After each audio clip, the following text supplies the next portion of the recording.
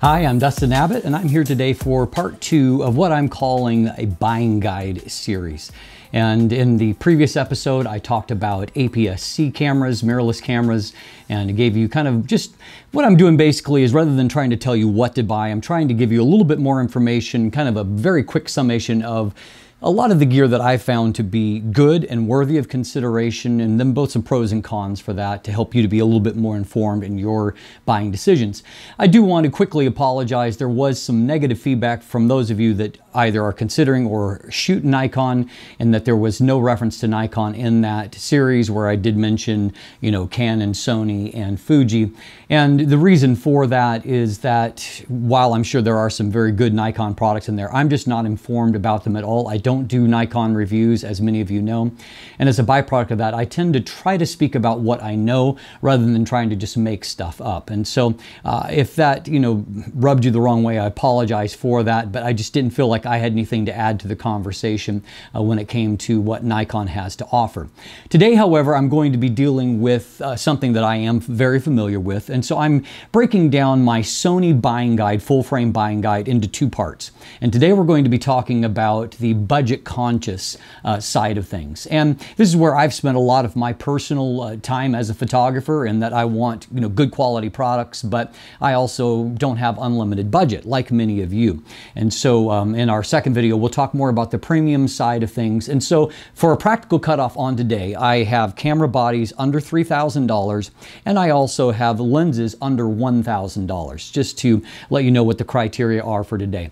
So just so you also know, I will be following up also with a Canon full frame mirrorless buying guide and some information there. And so stay tuned for that also coming in this series. So we're going to dive in and take a look at what's on the market and what's worth considering right after a word from our sponsor.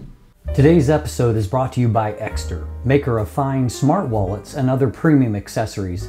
The Exter Parliament wallet is slim and elegant, made from top grain leather, and has a built-in aluminum card holder that blocks RFID signals and fans out your cards at the click of a button for easy access.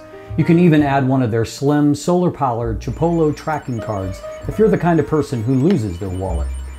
Visit Exter, that's ekster.com/Dustin Abbott for a special discount off their beautifully crafted wallets, phone cases, and even laptop sleeves. Visit ekster.com/Dustin Abbott and find out why Forbes magazine calls Exter the most successful smart wallet brand in the world. So let's start by talking about cameras. There are 4 main contenders that I'm going to throw out there that all kind of fit our price criteria. Those include the Sony a7C, the Sony a7 III, the Sony a7 IV, and then the Sony a7 R3 or R3A. And so all of those are cameras that I think are worthy of consideration, and I'll give you just a really quick breakdown as to why you should consider or reject any of them and what is probably my personal standout of the group. So first of all, we'll go from least expensive to most expensive. Least expensive being the Sony a7C. The a7C, C standing for compact, is the smallest of Sony's full frame offerings. And if you want to travel really light, if that's a priority to you, they have really incorporated a lot of the design elements and basic footprint of a smaller APS-C camera, except for with a full frame sensor.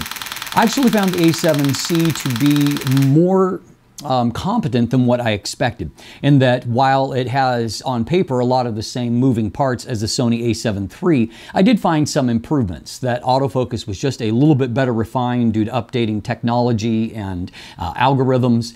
I also found that the behavior of the in-body image stabilization was just a little bit better. Color science just a little bit better. You know, minor tweaks, yes, but, you know, similar, but just kind of progressing along in an evolutionary kind of way. And so it was actually a really competent camera for tracking action. There are limitations in terms of burst rate, which, as you're going to see, is going to apply to all of these cameras.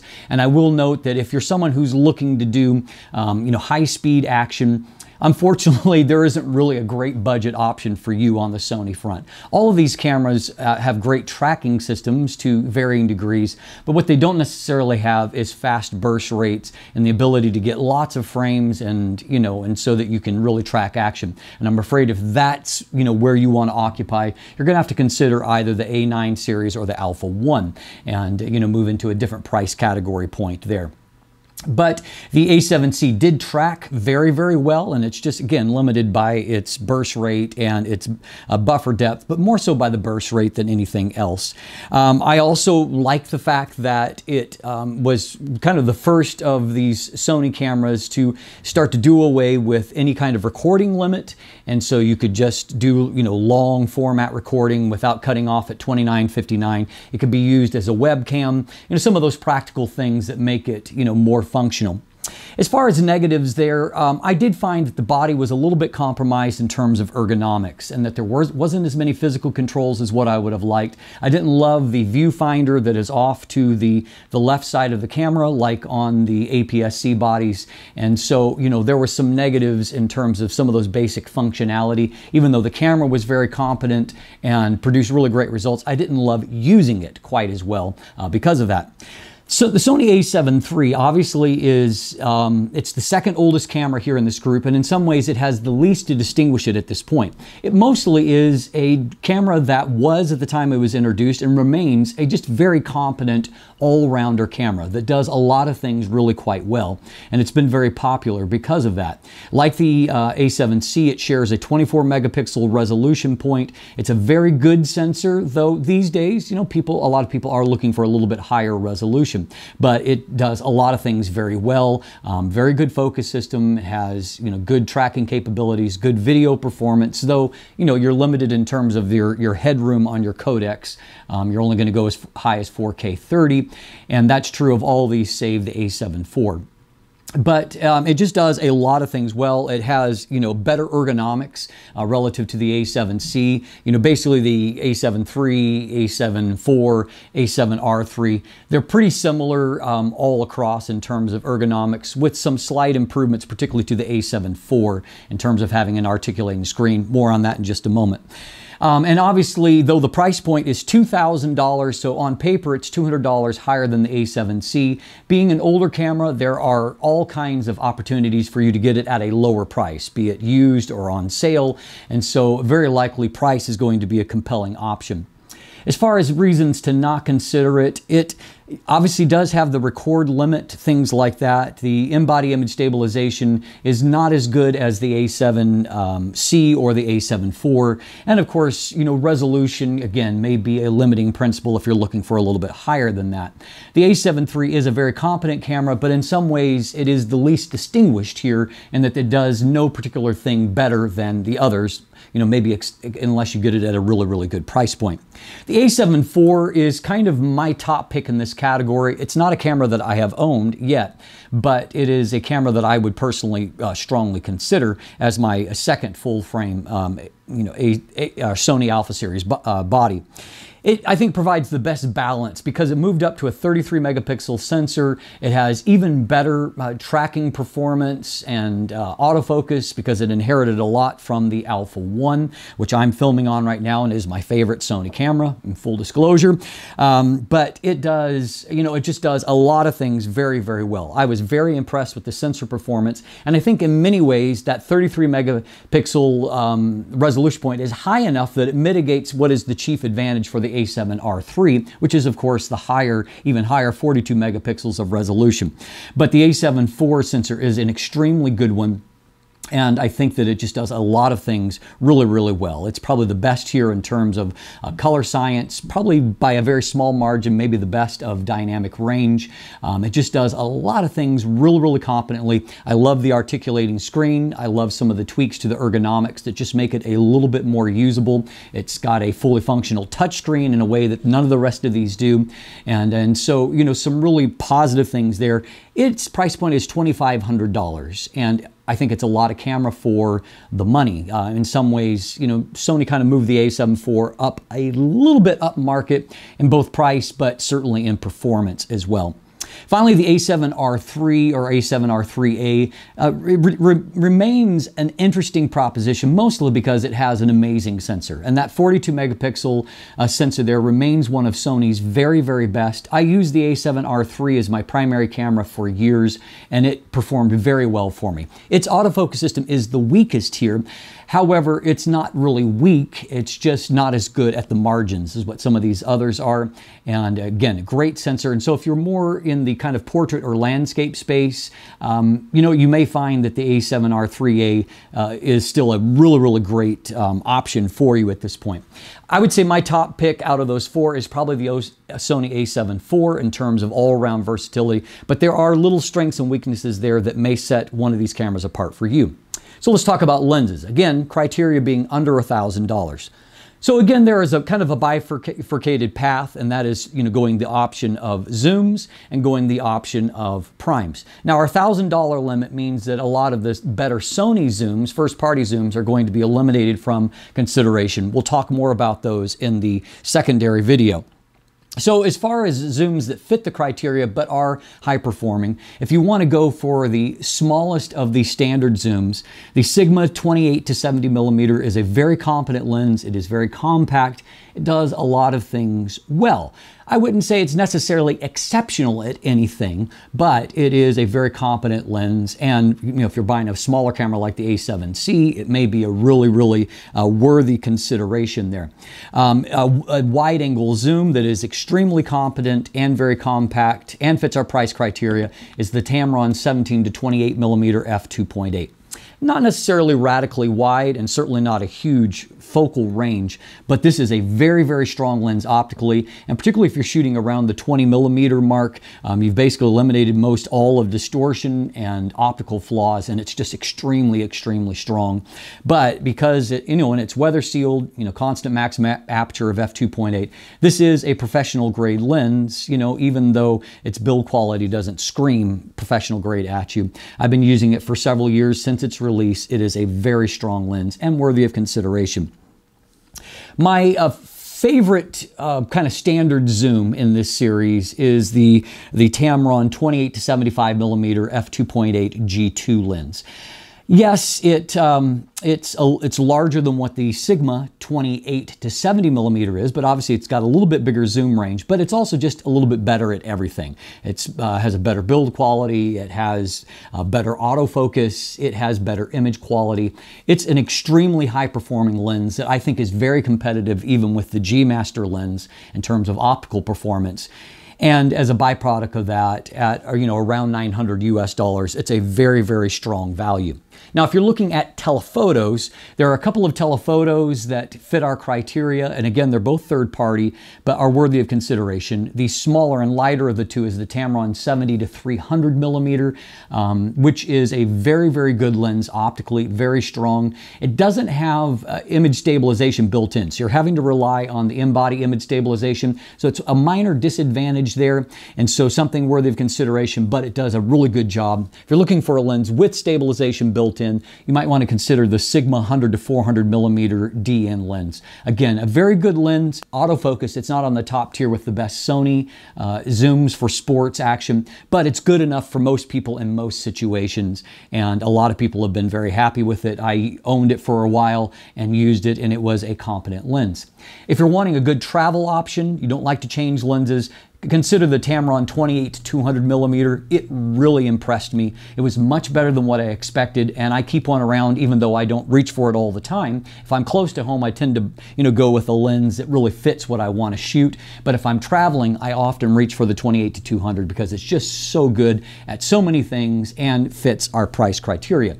So those are some zooms worthy of consideration. If you want a fast telephoto zoom, the best that I could offer in this budget category, even though it creeps above our cutoff, is the Tamron 70 to 180 millimeter. It's a very, very good lens that I've used for weddings and events. It's extremely competent, great optically, and it's really, really compact for that kind of zoom lens. But its price point is about $1,200, so it's a little bit outside of our zone. Maybe you'll find a great deal and find it under $1,000, then it fits into our criteria here. So how about prime lenses? Prime lenses, of course, are fixed focal length lenses. And so, again, some of the best Sony prime lenses are outside of our price point. Obviously the G Master lenses, we'll talk about some of those, which are very exceptional, but all of them are outside of our price criteria. There are a few Sony prime lenses, though, that are very, very good that we'll talk about, along with some great third-party options here. And so if you're talking about a wide-angle lens, my favorite of Sony's wide-angle lenses is their 20mm f1.8. And it's my favorite, probably wide-angle compact prime in general. It's just really a great lens, very strong optically, and I think that it compares quite favorably with Sony's own 24mm f1.4 G Master lens. It's very close in basically all categories. And so a very strong lens worthy of consideration that fits our criteria. If you want to go cheaper still, there's a couple of Samyang options. My favorite of those is the 24mm f1.8. It's one of Samyang's best lenses, and it's a fairly fully featured lens for a Samyang, including a custom switch that gives you the ability to have aperture control through the ring. It has a focus hold button. It has weather sealing, and it's amazing optically for the money.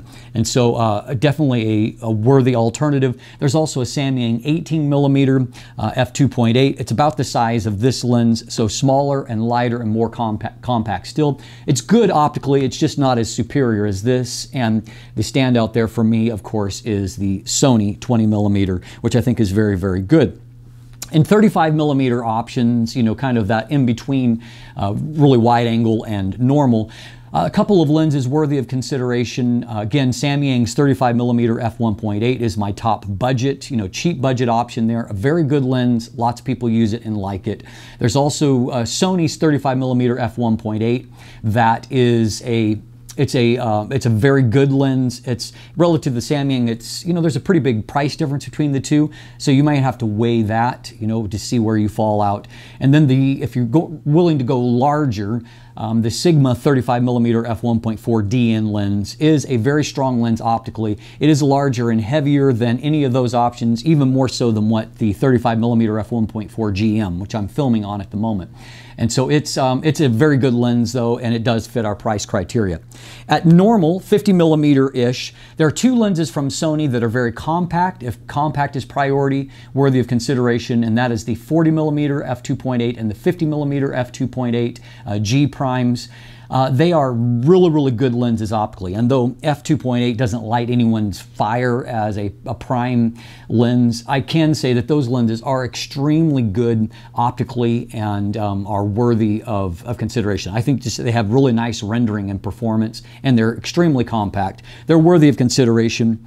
This Samyang 45mm f1.8, it is not a high grade of build, although I've been using it for years, traveled with it, it's held up just fine, but it's kind of more of a plastic fantastic. But there's something about this lens, I just love the rendering from it. It's a lens I reach for often, either for video or very often for family things, in the living room, birthdays, whatever. It just has a really nice quality of its rendering from the lens. It's very sharp. Autofocus, there were some early hiccups, but firmware updates solved all those, so it's really reliable. I use it a lot for video on this channel, and so it's very reliable on that after those firmware updates. It's just a really great lens, and it's a great price, a little over 300 bucks. You could probably almost get it every day of the week for under 350 US, so worthy of consideration. And if you want to go a little bit more expensive, the Samyang 50mm f1.4 Mark II is a really strong lens optically as well. I reviewed it recently and I was very impressed with what Samyang did there. Another option that fits our price criteria is the Sony Zeiss 55mm f1.8. It was very popular early on because it was one of the earlier lenses, and while it's still a valid option, I just found relative to the price, it wasn't particularly special to me. It did everything competently, but it did nothing meaningfully to where its rendering was never all that special to me. Now your mileage may vary, but I've had a lot of people who have used and owned the lens that have agreed with that assessment. But there are some great options out there at the normal focal length within our price criteria. Finally, telephoto. There are going to be fewer options here, but the first option to consider is Sony's own 85mm f1.8. I think it's one of their best, more reasonably priced prime lenses, and it does everything really quite well. It's compact, it's lightweight, it's reasonably priced, worthy of consideration.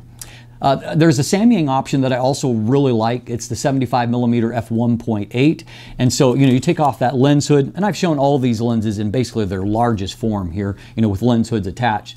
But this is a palm-sized lens that is it's really strong. It's very sharp optically, has nice bokeh. It's a great budget portrait option, and I use it all the time for video work as well. Again, I probably use it for 50% of my videos here on this channel. Just very useful, and autofocus is just very reliable for me. And so it's a lens I've really liked. And then again, on the slightly more larger, but still relatively compact, is the Sigma 85mm f1.4D. And this lens is super strong optically with only one real weakness. It does have very strong pincushion distortion that does require correction if you have straight lines. But outside of that, it is basically every bit as sharp as the G Master, maybe even a hair more so. And I think the Sigma 85mm, or excuse me, Sony 85mm G Master is ready for a refresh. But this lens is extremely good, and I think really well priced for what it offers. So at the end of the day, you can have a reasonable budget and get some amazing lenses and cameras here without going insane with what you buy. And while hopefully I haven't told you how to think here, my goal here is to help to inform your thinking with my experience that I've had in spending lots of time with a lot of gear, and maybe help you in some of those buying decisions, and to answer some of the questions that get directed to me, and have a reference that I can send people to answer those questions. I'm Dustin Abbott, and if you look in the description down below, you can find links there to the playlist for these various categories that maybe can help you out. And if you want to dive deeper into looking at some of those, there is also linkage to follow myself or Craig on social media, or to check out our new channel, Let the Light In TV, or Tech and Video. And so you can check that out. You can also become a patron, get yourself some channel merch. And of course, if you haven't already, please click that subscribe button right here on YouTube. Be sure to ring that bell, get notifications when new content drops. Thanks for watching, have a great day, and let the light in.